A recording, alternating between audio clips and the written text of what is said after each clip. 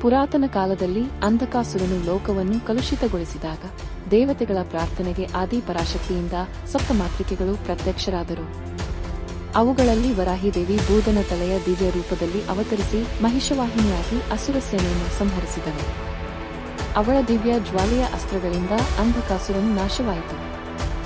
ಲೋಕದಲ್ಲಿ ಶಾಂತಿ ಸ್ಥಾಪಿಸಿ ದೇವತೆಗಳಿಗೆ ಹಾಗೂ ಭಕ್ತರಿಗೆ ಧೈರ್ಯ, ಜ್ಞಾನ ಮತ್ತು ರಕ್ಷಣೆಯನ್ನು ವರದಾಗಿ ದತ್ತಿಸಿದಳು.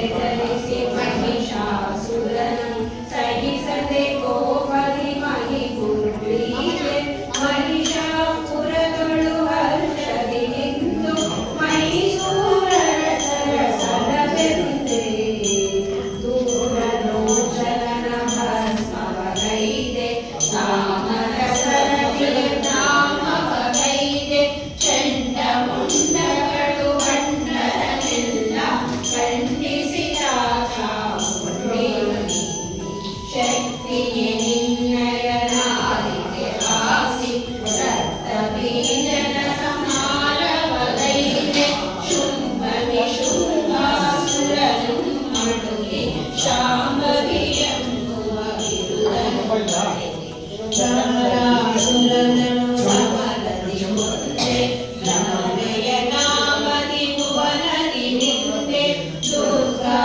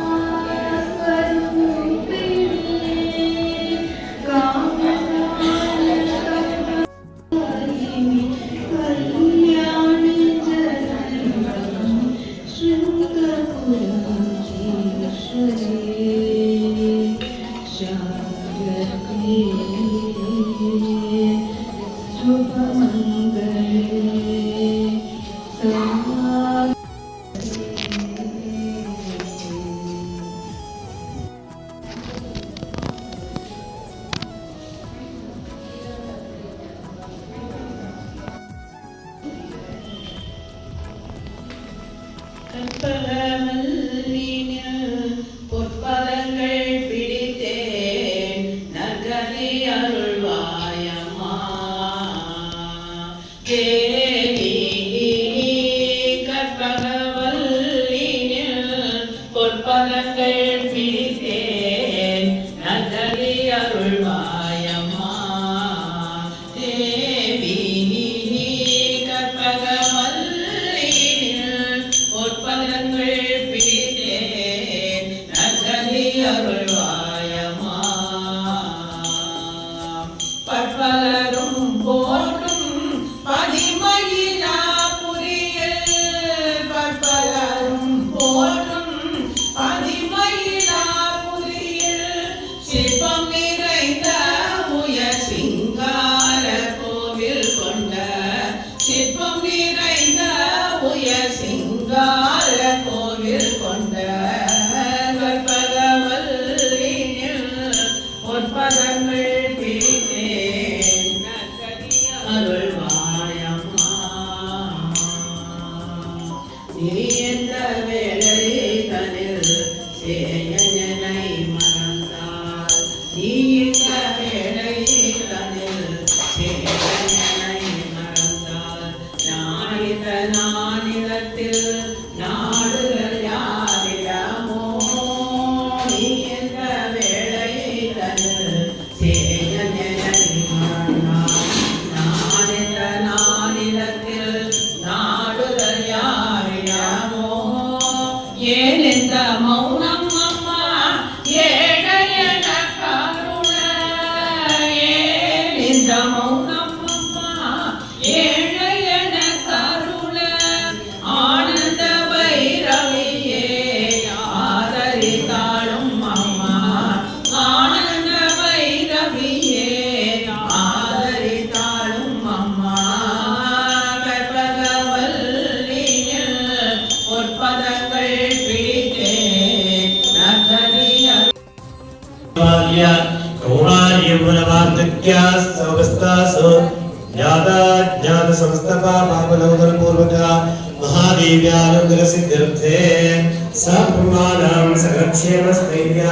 विजयते शुभाभयायुष्यारोग्य ऐश्वर्याद्यपूर्वक महादेव्या अद्य दिने बाला हि जगदम्बा देवतानुग्रहेण सन्मङ्गलाप्तये महादेव्ये नमः जगदम्बाय नमः इदानीम् अर्चनं करिष्ये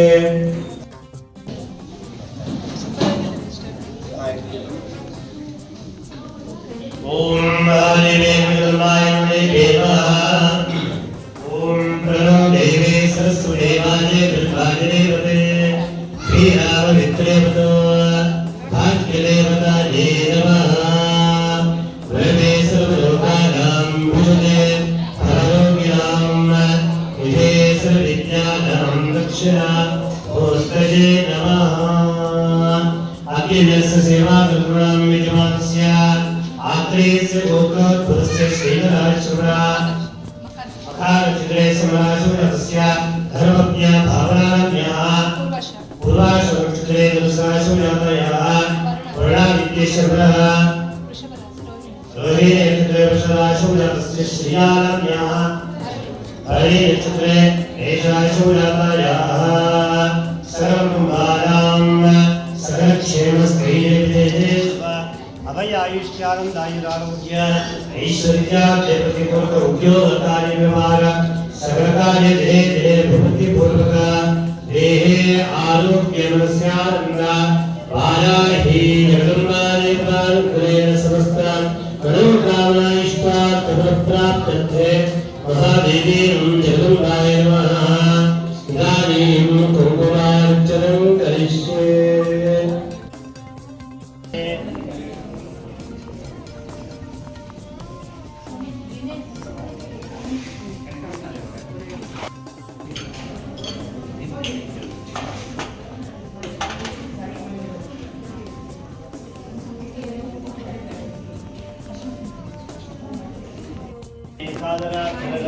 नमोस्ते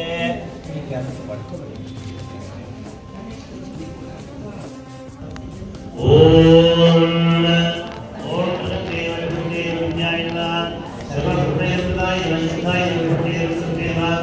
सर्वात्मकायं वाचेयं नारायणं नारायणं देवं स्वाहायं सुधायं सुधायं जयं देवेम लक्ष्मीं पुष्टायं विभावयेम आदित्येन दित्येन सुधायं सुधारिणेम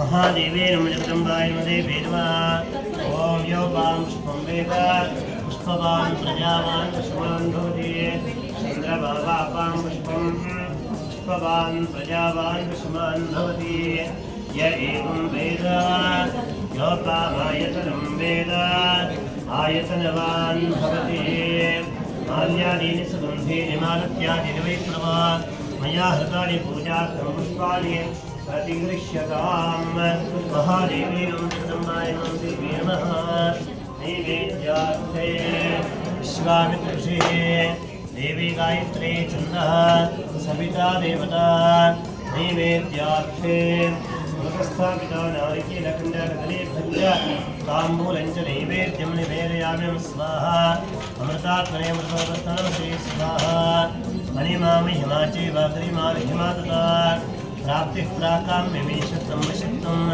चाष्टसिद्धयः अष्टसिद्धिदेवे नमः जय दुर्गे जय दुर्गे जय दुर्गे दुर्गे स्मृता शिवीतिमशेषजन्तोः स्वस्ति स्मृतामतिमतीव शुभां ददासि दारिद्र्य दुःखव्यायिनि कात्वदन्या सर्वोपकारकरणाय सदा प्रसिद्धा महादेवी जगदम्बाय देवी नमः विश्वा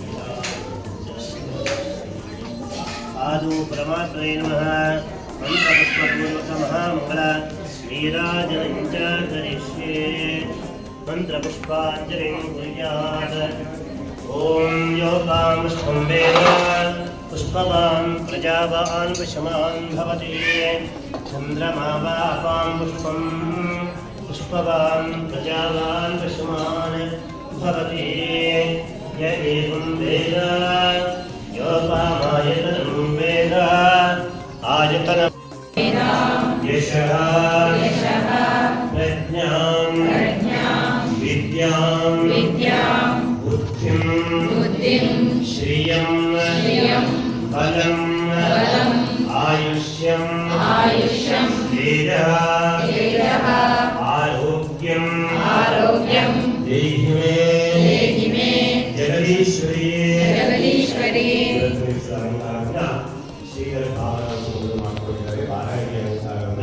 ಜಗದಲ್ಲಿರುವುದರಿಂದ ಅವರ ಕುಟುಂಬಕ್ಕೆ ಆರೋಗ್ಯವನ್ನು ಶಾಂತಿಯನ್ನು ಯಶಸ್ಸನ್ನು ಮಕ್ಕಳಿಗೆ ವಿದ್ಯೆ ಉದ್ಯೋಗವನ್ನು ಕೊಟ್ಟು ಜಗನ್ಮಾತೆಯನ್ನು ಕೂಡ ಕಾಪಾಡಬೇಕಾಗಿ ಕೇಳ್ಕೊಳ್ತಾ ಇದ್ದೇವೆ. ಸಮಸ್ತ ಜನರಿಗೆ ಕೂಡ ಜಗನ್ಮಾತೆ ಯಶೋಲಾಭವನ್ನು ಕೊಟ್ಟು ಮನಸ್ಸಿನ ಇಷ್ಟಾರ್ಥವನ್ನು ನೆರವೇರಿಸಿಕೊಟ್ಟಿರುವುದಾಗಿ ಸನ್ನಿಧಿಯಿಂದ ಕೇಳ್ಕೊಳ್ತಾ ಇದ್ದೇವೆ. ಇವತ್ತಿನ ದಿವಸ 3ನೇ ದಿವಸ ನವರಾತ್ರಿ ಅಥವಾ ಮಾಡಿರ್ತಕ್ಕಂಥ ಅಲಂಕಾರಗಳು ಅದೇ ರೀತಿ ನಾಳೆ 9ನೇ ದಿನ ಪರ್ಯಂತ ಕೂಡ ದಿನದಿನವೂ ಕೂಡ ವಿಧವಾದಂತಹ ಅಲಂಕಾರ ಆಗಿರುತ್ತೆ. ನಾಳೆ ಕೂಡ ಅಲಂಕಾರ ಆಗಿರುತ್ತೆ. ಅದೇ ರೀತಿಯಂತೆ ಅಲಂಕಾರಕ್ಕೆ ಅನುಕೂಲ ಕೊಡ್ತಕ್ಕಂಥ ಪುಸ್ತಕಗಳು ಮುಂಚಿತವಾಗಿ ನೀವು ಕೊಡಬೇಕಾಗಿ ಕೇಳ್ಕೊಳ್ತಾ ಇದ್ದೇವೆ. ಮಹಾದೇವಿಯ ಮಂಗಳಾಯ ದೇವ ಸಮಸ್ತ ಸನ್ಮಂಗಳಾನೇ ಭವಂತು. ಮಂಗಳ ಮಹಾವೀರಾಜಂಚ ಕೈಶ್ಯೇ ಜನ್ಮ ಓಂ ಹಿರಣ್ಯಪಾತ್ರಂ ಮಧೋ ಪೂರ್ಣಂ ದಧಾತಿ.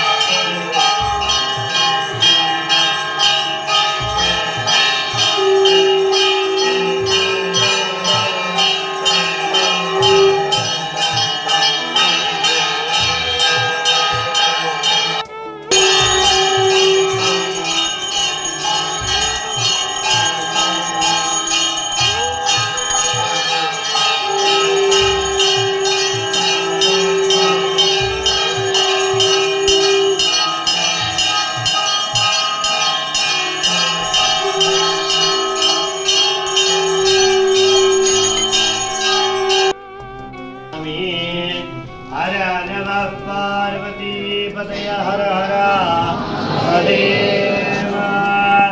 अम्बा माता की जय। ओम गणानां त्वा गणपतिं नमामहे कविं कवीनां।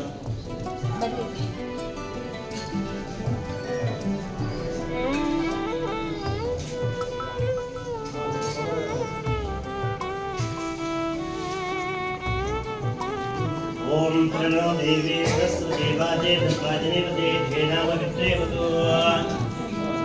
महादेवी नमः वेदोत्तमं पुष्पाणि समर्पयामि।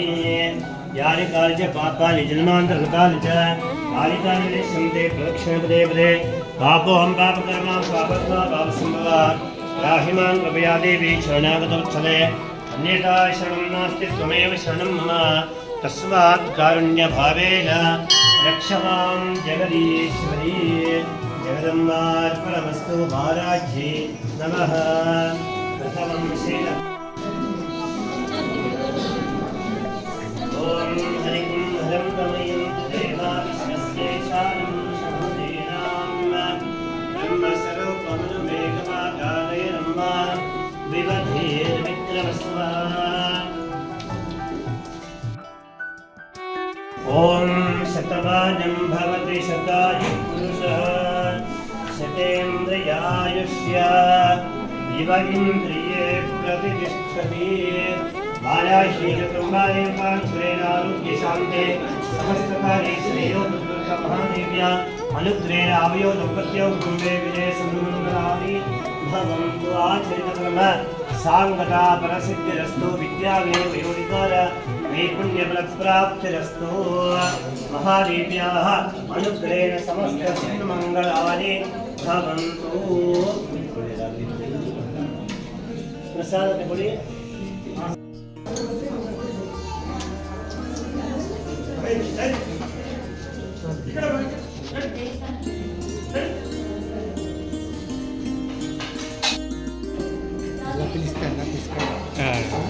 ग्रुप फोटो తీసేస్తాను.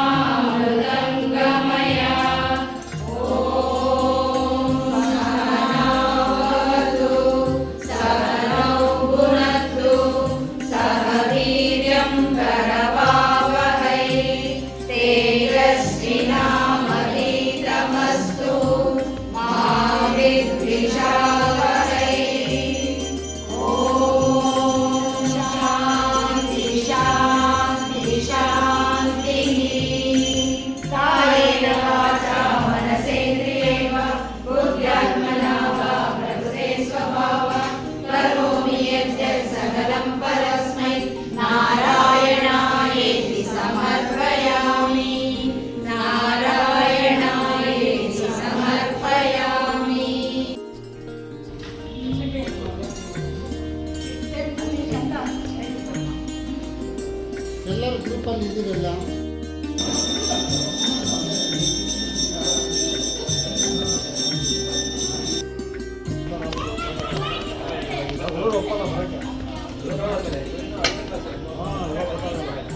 ಅದು ಕಷ್ಟ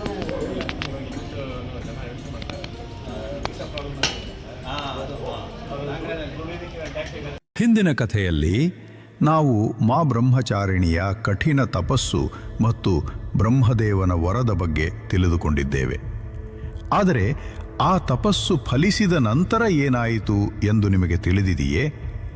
ಸೃಷ್ಟಿಯಲ್ಲೇ ಅತ್ಯಂತ ಅದ್ಭುತವಾದ ಮತ್ತು ಅತ್ಯಂತ ಭಯಾನಕವಾದ ವಿವಾಹವು ಹೇಗೆ ನಡೆಯಿತು? ಭಗವಾನ್ ಶಿವನ ಆ ವಿಚಿತ್ರವಾದ ಮದುವೆಯ ದಿಬ್ಬಣದ ಬಗ್ಗೆ ನಿಮಗೆ ತಿಳಿದಿದೆಯೇ? ಯಾವುದನ್ನು ನೋಡಿ ಸ್ವತಃ ಪಾರ್ವತೀದೇವಿಯ ತಾಯಿಯೇ ಭಯದಿಂದ ಮೂರ್ಛೆ ಹೋದರು ಮತ್ತು ಪಾರ್ವತೀದೇವಿಯು ಸ್ವತಃ ಯೋಧ ವಧುವಿನ ಉಗ್ರ ರೂಪವನ್ನು ಏಕೆ ತಾಳಬೇಕಾಯಿತು? ಇಂದು ನಾವು ನವರಾತ್ರಿಯ 3ನೇ ದಿನದ ಅಧಿದೇವತೆಯ ಕಥೆಯನ್ನು ತಿಳಿಯೋಣ. ಅತ್ಯಂತ ಶಕ್ತಿಶಾಲಿಯಾದ ಮಾ ಚಂದ್ರಘಂಟ. ಕಥೆಯನ್ನು ಪ್ರಾರಂಭಿಸುವ ಮೊದಲು ಕಾಮೆಂಟ್ಗಳಲ್ಲಿ ಜೈ ಮಾ ಚಂದ್ರಘಂಟ ಎಂದು ಬರೆಯಿರಿ ಮತ್ತು ಲೈಕ್ ಹಾಗೂ ಸಬ್ಸ್ಕ್ರೈಬ್ ಮಾಡು. 2ನೇ ದಿನದ ಕಥೆಯು ಎಲ್ಲಿ ನಿಂತಿತ್ತೋ ಅಲ್ಲಿಂದಲೇ ಈ ಕಥೆಯು ಪ್ರಾರಂಭವಾಗುತ್ತದೆ. ಬ್ರಹ್ಮನ ವರದಿಂದ ಪಾರ್ವತಿ ದೇವಿಯು ತನ್ನ ತಪಸ್ಸನ್ನು ಕೊನೆಗೊಳಿಸಿದಳು ಮತ್ತು ತನ್ನ ತಂದೆಯಾದ ಹಿಮಾಲಯ ರಾಜನ ಅರಮನೆಗೆ ಹಿಂತಿರುಗಿದಳು. ರಾಜನು ಸಪ್ತರ್ಷಿಗಳನ್ನು ಮದುವೆಯ ಪ್ರಸ್ತಾಪದೊಂದಿಗೆ ಕೈಲಾಸ ಪರ್ವತಕ್ಕೆ ಕಳುಹಿಸಿದನು. ಈಗಾಗಲೇ ಪಾರ್ವತಿಯ ತಪಸ್ಸಿನಿಂದ ಪ್ರಸನ್ನನಾಗಿದ್ದ ಭೋಲೇನಾಥನು ಸಂತೋಷದಿಂದ ಆ ಪ್ರಸ್ತಾಪವನ್ನು ಒಪ್ಪಿಕೊಂಡನು. ಬ್ರಹ್ಮಾಂಡದಲ್ಲೇ ಅತ್ಯಂತ ಅದ್ಭುತವಾದ ಮದುವೆಗೆ ಸಿದ್ಧತೆಗಳು ಪ್ರಾರಂಭವಾದವು. ಒಂದೆಡೆ ವಧುವಿಗಾಗಿ ಹಿಮಾಲಯ ರಾಜನ ಅರಮನೆಯನ್ನು ಚಿನ್ನ ಮತ್ತು ಆಭರಣಗಳಿಂದ ಸಿಂಗರಿಸಲಾಗಿತ್ತು. ಪಾರ್ವತೀ ದೇವಿಯನ್ನು ದಿವ್ಯವಾದ ವಸ್ತ್ರಾಭರಣಗಳಿಂದ ಅಲಂಕರಿಸಲಾಗಿತ್ತು. ನಗರವು ಸಂಭ್ರಮಾಚರಣೆ ಮತ್ತು ಮಂಗಳಗೀತೆಗಳಿಂದ ಮೊಳಗುತ್ತಿತ್ತು.